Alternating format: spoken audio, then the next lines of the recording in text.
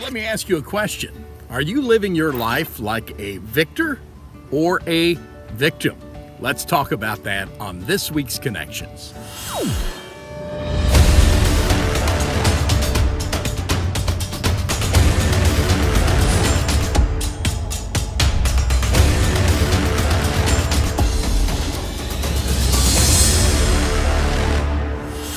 So this morning I'm looking through Facebook and I'm looking at the things that are being posted. And as you know, social media seems to be a hotbed of passive-aggressive behavior at times when people make these posts that seem like veiled threats, or they make these posts that make them out to be some kind of victim, and they've been hurt, they've been offended, and they take it out on social media.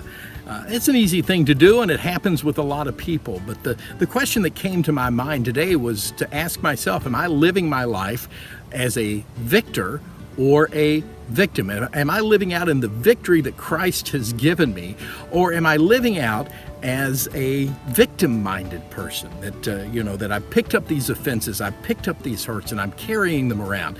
And so this was the thought that came to my mind, and that is this, that a godly man, when he is hurt or he is offended, lives his life out and speaks as a victim in and through Christ, and therefore points people to Jesus.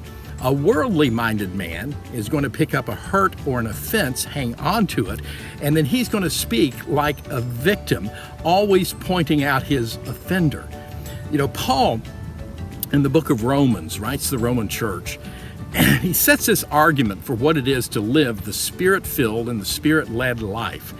And he sets forth this argument that everything that is going on in our life, every single thing, which does include the hurts, the habits, and the hang-ups that come our way, and hurts do come our way, he says that God uses all of those things for our good, that there's nothing that he won't use for that. Then he goes on to settle this argument, saying if God can be for us, then who can be against us?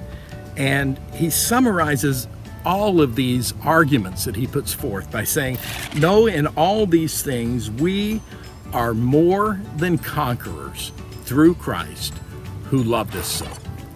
So today I want to ask you again, are you living as a victor or are you living as a victim? Now, God has shown us very clearly that those things that have come along in our lives that have hurt us, left us wounded, he knows about, he cares about, he bottles up our tears for those things. But he awaits us to believe and to know and to put our faith in the fact that he is using those things, not some date in the future. He is in the middle of using those things. And when we act like a victim, when we speak like a victim, when we point people to our offender through the way that we talk and the way that we act, and yes, the way that we post things on social media, God is prevented from being able to work the good that he desires to work. Not his choice, our choice. So my encouragement to you today is this. Would you let God work out the victory in your life as someone who is more than a conqueror, whom God has promised, I am with you always? Will you work that out in your life by faith today? May the Lord bless you in all of this as you walk through your stuff and as I walk through my stuff.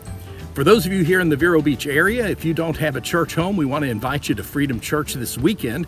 We have a message that goes right along these lines that we're talking about. The message is called Toxic Stew. The thing that happens when we sit and we stew about something over and over. And we're going to be telling a story that is about some wrongs, it's about some resentments, it's about some rebellion and some revenge. So we invite you out this weekend for Toxic Stew. God bless. Have a great day.